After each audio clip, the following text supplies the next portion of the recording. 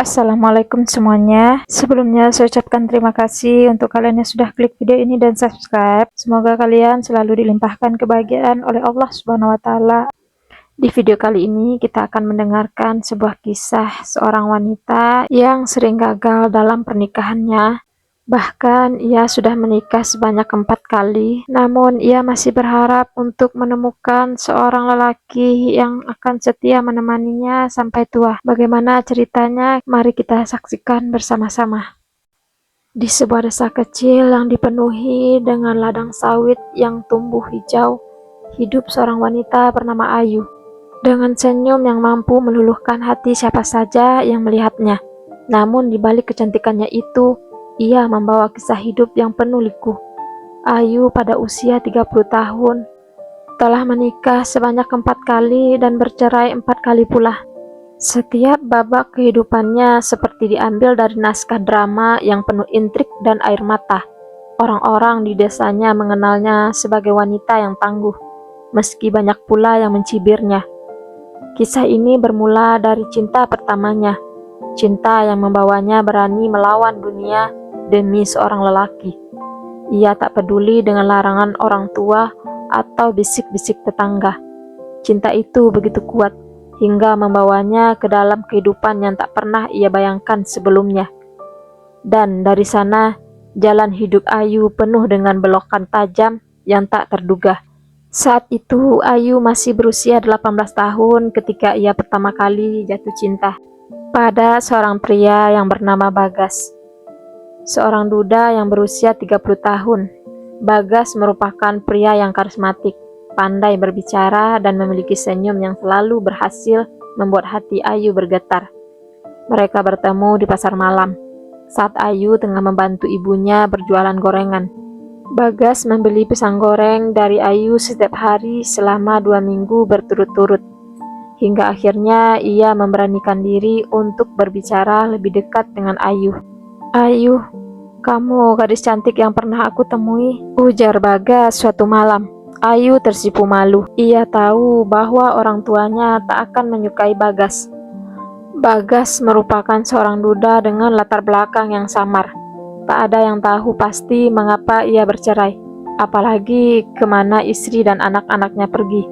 Namun Ayu tak peduli. Bagi dirinya, cinta adalah segalanya. Ketika hubungan mereka semakin serius, Ayu mencoba memperkenalkan Bagas kepada orang tuanya.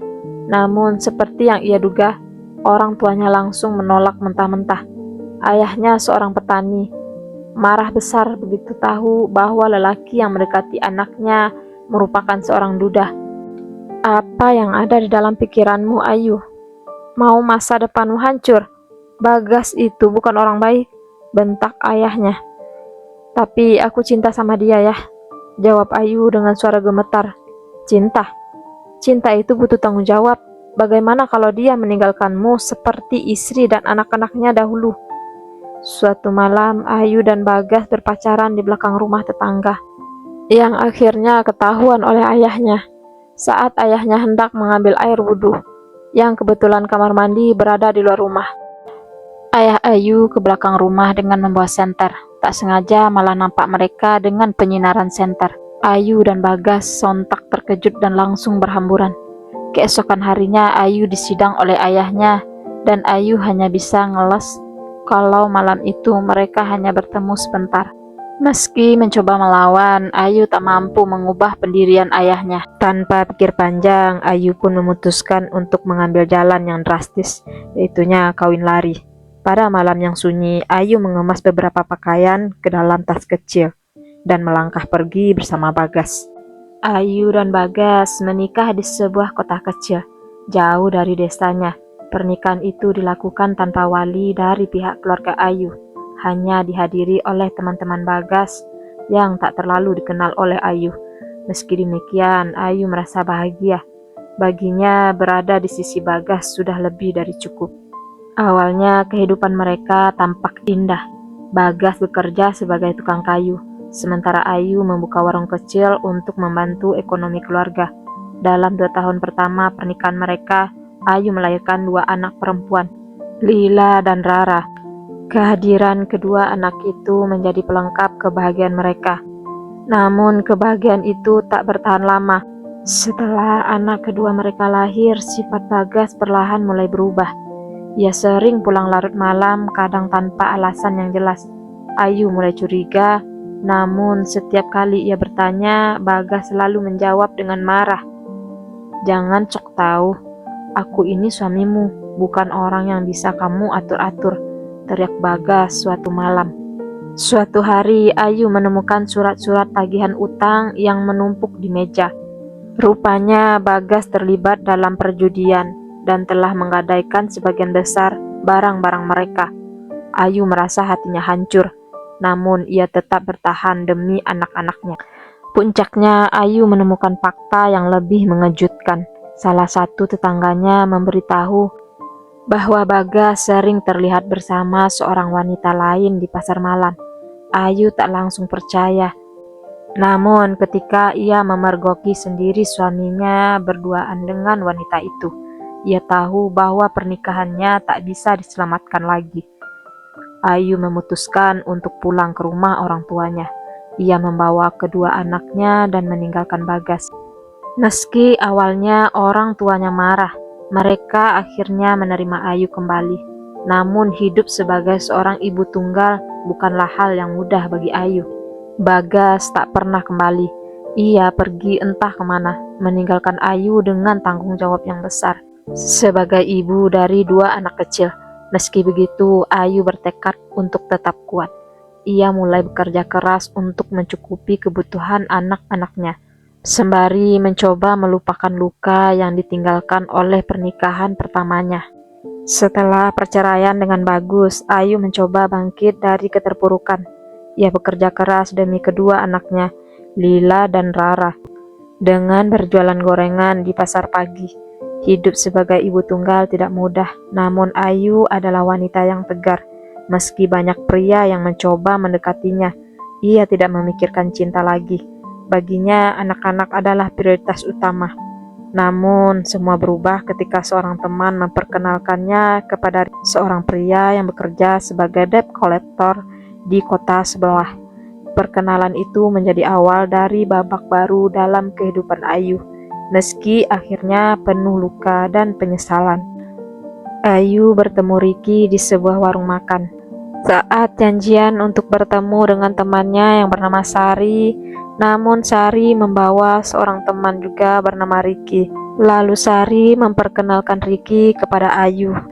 Ayu mengamati dari penampilannya, Ricky tampak berbeda dari pria-pria yang biasa Ayu temui. Tubuhnya tegap, wajahnya keras, dan sorot matanya tajam, khas seperti seorang pria yang terbiasa menghadapi risiko di jalanan. "Ini Ricky, temanku," kata Sari memperkenalkan. "Dia sering main ke sini kalau sedang istirahat kerja. Dia juga suka bantu orang loh." Ayu tersenyum sopan, tetapi tak bisa mengabaikan tatapan tajam Ricky yang terus mengarah kepadanya. Ricky dengan gaya bicara yang percaya diri mulai mengajaknya mengobrol.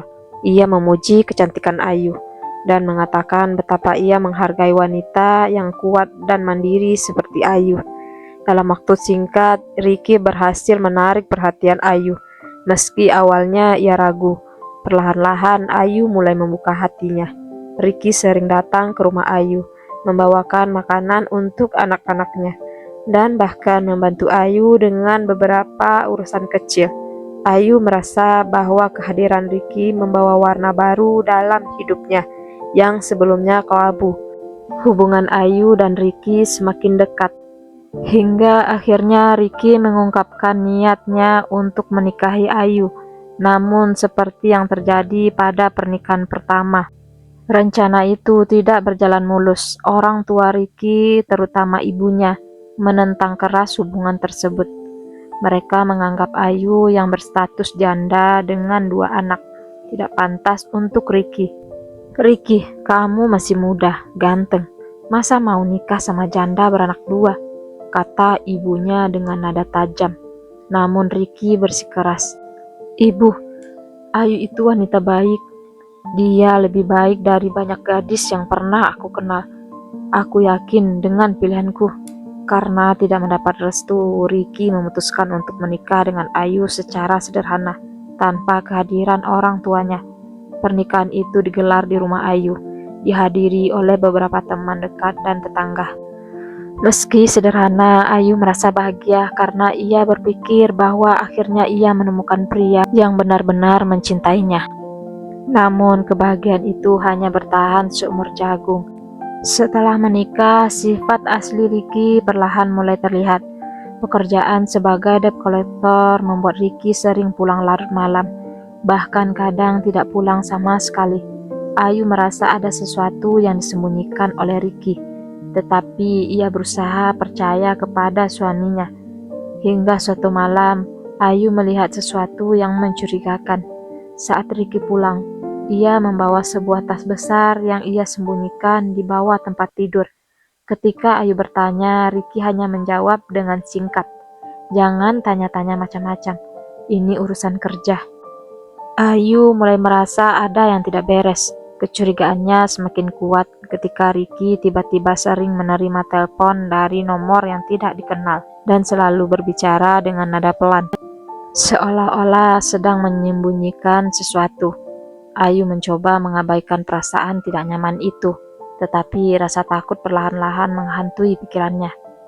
Puncaknya terjadi pada suatu pagi ketika polisi mendatangi rumah Ayu. Mereka membawa surat penangkapan untuk Ricky atas dugaan keterlibatan dalam jaringan narkoba. Ayu yang panik mencoba membela suaminya, tetapi polisi menunjukkan bukti yang tak terbantahkan. Tas yang disembunyikan Ricky ternyata berisi paket narkoba yang nilainya sangat besar. Ricky hanya kurir, dia tidak tahu apa-apa. Ayu mencoba membela, tetapi usahanya sia-sia. Ricky akhirnya mengakui bahwa ia terpaksa menerima pekerjaan itu karena terlilit utang besar. Ia berpikir bahwa sekali mengantar barang, semua masalah keuangannya akan selesai. Namun ia tidak menyangka bahwa polisi sudah mengawasi pergerakannya. Setelah penangkapan Ricky, Ayu merasa hidupnya hancur. Pernikahannya yang baru berusia 1 bulan itu harus berakhir tragis. Ricky divonis 7 tahun penjara, dan Ayu kembali menjadi bahan cibiran tetangga. Banyak yang menyalahkan Ayu karena dianggap ceroboh dalam memilih pasangan. Kalau bisa memilih, Ayu pun tak ingin mengalami hal seperti ini. Dengan hati yang remuk, Ayu kembali menjalani hidupnya sebagai ibu tunggal. Ia merasa bersalah karena telah membawa Ricky ke dalam kehidupan anak-anaknya, meskipun hanya sebentar. Namun Ayu tidak ingin terus larut dalam penyesalan. Ia bertekad untuk menjadi lebih bijak dalam mengambil keputusan, terutama dalam hal cinta. "Aku hanya ingin hidup tenang bersama anak-anak," katanya pada dirinya sendiri. Meski pernikahan kedua ini meninggalkan luka yang dalam, Ayu mencoba melihatnya sebagai pelajaran hidup. Ia sadar bahwa tidak semua orang yang datang dengan niat baik benar-benar membawa kebaikan.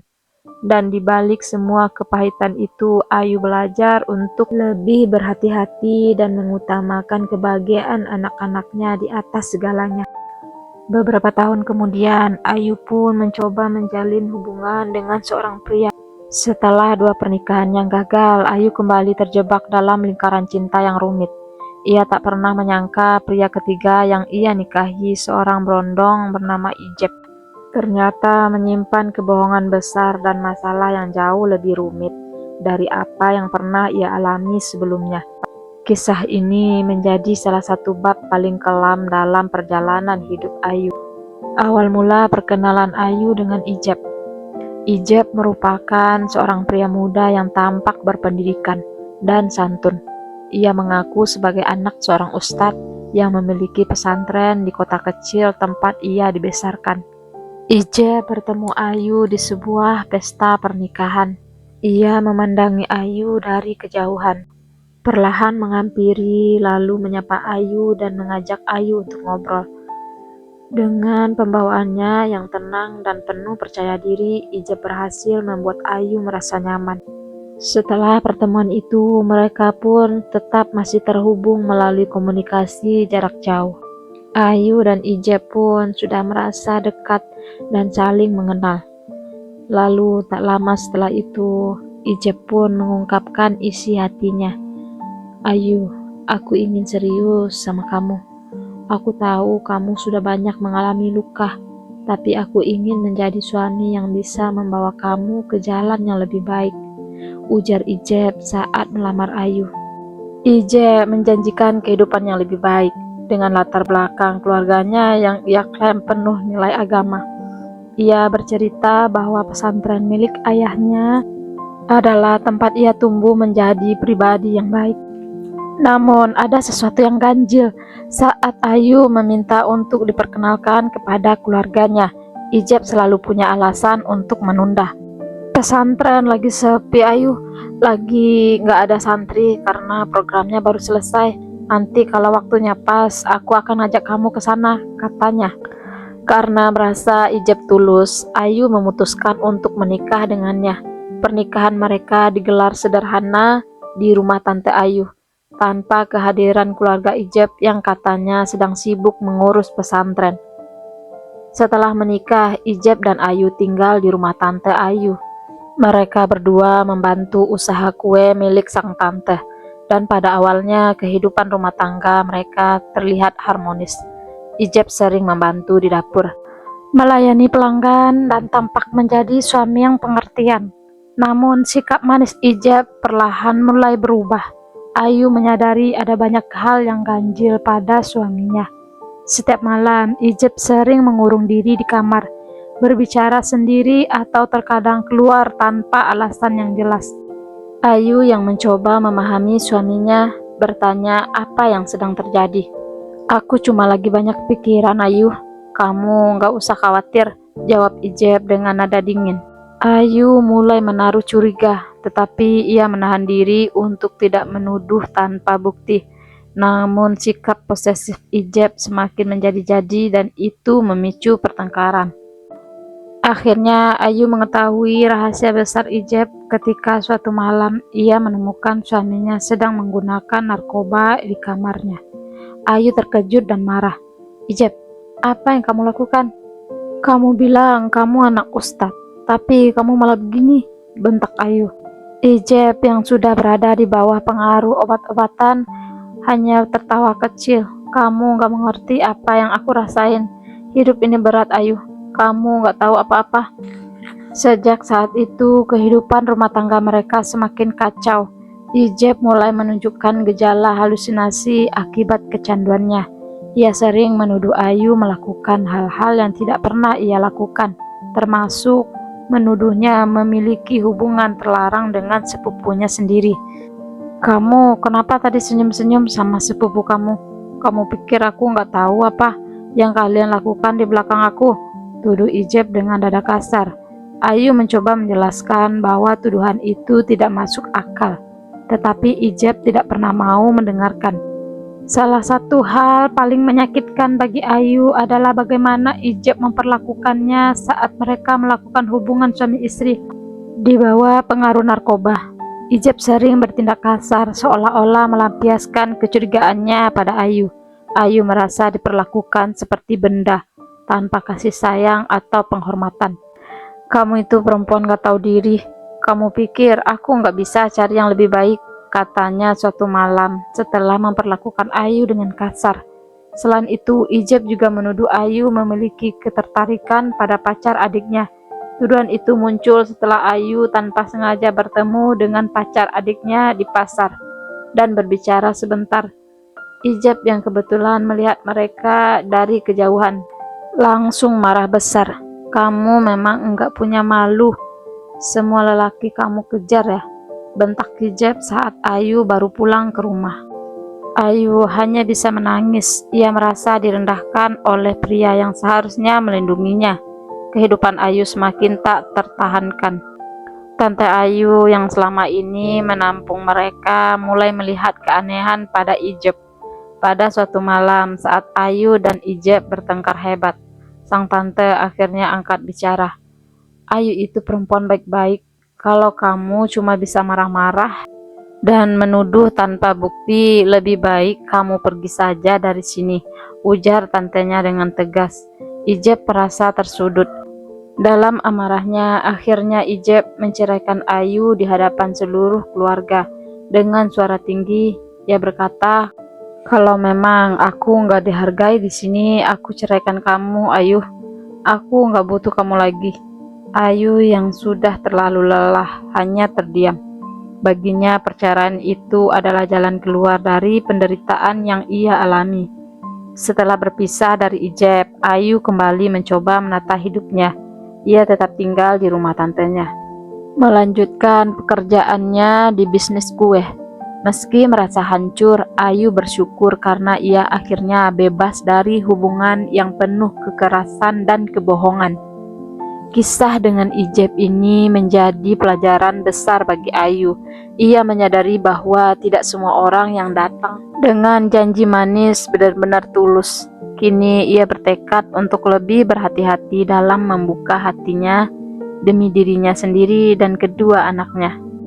Setelah 3 pernikahan yang penuh luka, Ayu masih percaya bahwa ia berhak mendapatkan cinta sejati.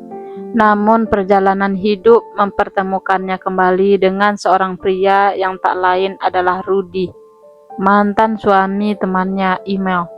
Hubungan ini penuh liku, terutama karena cinta bukan alasan utama Rudy memilih Ayu sebagai pasangan hidup. Ayu dan Rudy sebenarnya sudah saling mengenal sejak lama.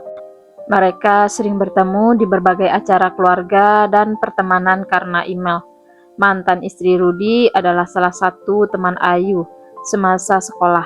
Setelah perceraian Rudy dan Email, hubungan Ayu dengan anak-anak Rudy semakin dekat.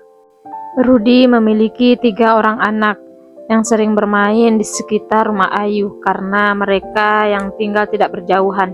Ayu yang memang menyayangi anak-anak sering membantu menjaga mereka, terutama saat Rudy sibuk bekerja sebagai teknisi di sebuah bengkel. "Ayu, terima kasih ya sudah membantu aku jagain anak-anak," ujar Rudy suatu sore. Senyumnya tampak tulus, tapi ada sesuatu di matanya yang membuat Ayu merasa ada maksud tersembunyi. Perhatian Rudy kepada Ayu semakin intens. Ia mulai sering mengantarkan makanan ke rumah Ayu, menanyakan kabar, hingga memberikan pujian-pujian kecil yang membuat Ayu merasa dihargai. "Aku kagum sama kamu, Ayu. Kamu itu sabar banget, dan aku lihat kamu tulus sama anak-anak," kata Rudy suatu malam saat mereka duduk di teras rumah. Kata-kata itu membuat Ayu tersentuh. Setelah kegagalan pernikahan sebelumnya, Ayu merindukan kehangatan seorang pasangan. Ia mulai membuka hatinya, meski ada sedikit keraguan karena ia tahu Rudy masih memiliki hubungan dengan mantan istrinya, Email. Setelah beberapa bulan mendekati Ayu, Rudy akhirnya melamar. Alasannya ia ingin memberikan figur seorang ibu kepada anak-anaknya. "Aku nggak mau anak-anak merasa kehilangan kasih sayang seorang ibu, Ayu. Aku tahu kamu bisa jadi sosok yang mereka butuhkan," ujar Rudy. Awalnya Ayu sempat ragu. Ia menyadari bahwa alasan Rudy menikahinya bukan karena cinta, melainkan demi anak-anaknya. Namun melihat kedekatannya dengan anak-anak Rudy, Ayu merasa bahwa mungkin inilah takdirnya menjadi ibu bagi mereka. Dengan hati yang penuh harapan, Ayu menerima lamaran itu. Setelah menikah, Ayu tinggal di rumah Rudy bersama kedua anaknya dan juga anak Rudy. Sementara anak Rudy yang bungsu tinggal bersama Email, mantan istrinya. Rumah tangga baru ini awalnya berjalan cukup harmonis. Ayu berusaha menjadi ibu yang baik bagi anak-anak Rudy. Ia menyiapkan sarapan, membantu mereka mengerjakan PR, bahkan mencuci dan menyetrika pakaian mereka dengan penuh kasih sayang. Namun lambat laun, Ayu mulai merasakan ada yang tidak beres. Rudy jarang menunjukkan perhatian kepadanya. Ia lebih sering sibuk dengan pekerjaannya atau bermain ponsel di malam hari. "Ayu, kamu urus anak-anak aja ya. Kalau ada kebutuhan mereka, bilang ke aku. Tapi jangan terlalu boros," ujar Rudy suatu hari. Ayu terkejut. Rudi bahkan tidak menanyakan kabarnya atau memberikan sedikit perhatian pada Ayu. Semua ucapan dan tindakannya hanya berpusat pada anak-anaknya. Selain itu, Rudi ternyata juga sangat pelit dalam memberikan uang belanja. Ia hanya memberikan uang dalam jumlah minim setiap minggunya. Hanya cukup untuk kebutuhan dasar anak-anak, tetapi tidak cukup untuk kebutuhan pribadi Ayu dan kedua anaknya. Rudi, uang belanja ini nggak cukup buat seminggu, apalagi kalau aku harus beli susu buat Rara, keluh Ayu suatu malam. Rara merupakan anak dari hasil pernikahan Ayu dan Rudi. Seketika Rudi membantah perkataan Ayu. Kamu harus pintar-pintar mengatur uang, Ayu. Aku kan kerja keras buat mereka, jangan minta lebih, jawab Rudi dingin. Ayu merasa tersudut, tetapi ia tidak ingin membuat masalah besar. Ia mencoba bertahan, berharap Rudi akan berubah. Namun penderitaan Ayu tidak berhenti di situ. Rudi ternyata memiliki hutang kepada email mantan istrinya yang belum ia lunasi sejak perceraian mereka. Ayu yang ingin membantu suaminya rela mengorbankan tabungannya untuk melunasi hutang tersebut. Ayu, aku nggak tahu harus bilang apa. Aku nggak punya uang buat bayar email. Kalau kamu ada tabungan, aku pinjam dulu ya. Aku janji nanti akan aku ganti, kata Rudi dengan nada memelas. Ayu yang masih mencintai Rudi akhirnya menyerahkan uangnya. Tapi janji Rudi untuk mengganti uang tersebut tidak pernah terwujud. Ketulusan Ayu tidak pernah dihargai oleh Rudi. Semakin hari ia merasa dirinya hanya dijadikan pembantu di rumah. Rudi bahkan tidak pernah mengajaknya bicara dari hati ke hati. Setiap hari Ayu hanya disibukkan dengan pekerjaan rumah, mengurus anak-anak, dan mencari cara untuk menghemat uang belanja. Kamu gak pernah bertanya apa aku bahagia, Rudi? Kamu gak pernah peduli sama aku. Aku ini istri kamu, bukan pembantu, ujar Ayu suatu malam ketika mereka sedang bertengkar. Rudi hanya diam. Baginya Ayu hanyalah pelengkap dalam hidupnya, bukan seorang yang benar-benar ia cintai. Puncak masalah terjadi ketika Ayu mengetahui bahwa Rudi masih sering berkomunikasi dengan email. Meski Rudi berdalih itu demi anak-anak, Ayu merasa bahwa ia tidak dihormati sebagai istri. Rudi, aku gak masalah kamu urus anak-anak sama email, tapi setidaknya hargai aku sebagai istri kamu, seru Ayu dengan air mata berlinang. Namun Rudi tidak pernah berubah. Setelah bertahun-tahun menahan sakit hati dan ketidakadilan, Ayu tetap ingin mempertahankan pernikahannya, walaupun ia tahu sungguh ini tidak adil baginya. Suatu hari akhirnya Rudi memutuskan untuk pergi meninggalkan Ayu di rumah itu. Berdalih dengan alasan bahwa Ayu tidak menyukai anak-anaknya, membuat Ayu pasrah dengan keadaan dan melepaskan Rudi pergi dari rumah. Ayu merasa mungkin ini memanglah takdirnya seperti ini. Setahun berlalu, Rudi pun tak kunjung datang kepada Ayu, dan Ayu pun sudah memutuskan untuk menganggap Rudi sudah pergi dari hidupnya untuk selama-lamanya dan tidak mengharapkan kembalinya Rudi. Walau begitu, Ayu tetap menjalani hidupnya seperti biasa bersama ketiga anaknya yang membawa luka baru yang semakin menumpuk di dalam hatinya. Meski keempat pernikahannya berakhir dengan kegagalan, Ayu tetap berusaha untuk bangkit. Ia menyadari bahwa cinta yang tulus tidak akan pernah meminta seseorang untuk mengorbankan dirinya tanpa mendapatkan hal yang setimpal. Kini Ayu hanya berharap bisa hidup bahagia bersama anak-anaknya tanpa perlu bergantung pada pria yang tidak bisa menghargainya. Baginya perjalanan hidup ini adalah perjalanan yang sangat berharga. Ayu tahu ia pantas mendapatkan kebahagiaan meski harus mencarinya seorang diri. Setelah perceraiannya dengan Rudi, Ayu memilih untuk melanjutkan hidup tanpa pasangan. Ia memutuskan untuk fokus pada ketiga anaknya, 2 anak remajanya dari suami pertama, serta putri kecilnya dari Rudi yang kini berusia 3,5 tahun. yang ia beri nama Nairah. Kehidupan Ayu kini berpusat pada perjuangan membesarkan ketiga anaknya di tengah segala keterbatasan. Dua anaknya yang dari suami pertama telah memasuki bangku SMA. Sebagai remaja, mereka mulai memahami perjalanan hidup ibunya yang penuh lika-liku. Mereka melihat sendiri bagaimana Ayu berjuang membesarkan mereka seorang diri, meskipun tanpa kehadiran ayah kandung mereka.